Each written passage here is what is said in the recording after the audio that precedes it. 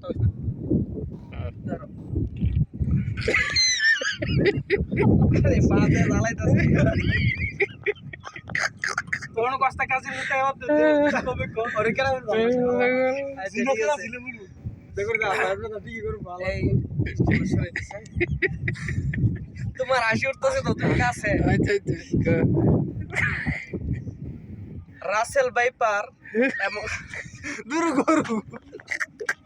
আরে আসলে কেমনে গো আচ্ছা তুই জায়গা পাতে উদ্বোধন করস এই গাড়িটা দেখা দিত কেমন নাই ক জলদি রাসেল ভাইপার অন্যান্য বিষাক্ত সাপ এবং পোকামাকড় থেকে বাঁচার দোয়া আবু হুরায়রা রাদিয়াল্লাহু তাআলা আনহু থেকে বর্ণিত রাসূল সাল্লাল্লাহু আলাইহি ওয়াসাল্লাম বলেন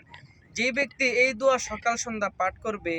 তাকে রাসেল ভাইপার এবং অন্যান্য আরো যত বিষাক্ত প্রাণী আছে সবকিছু দংশন থেকে আল্লাহ তাআলা তাকে হেফাজত করবে দোয়াটি হলো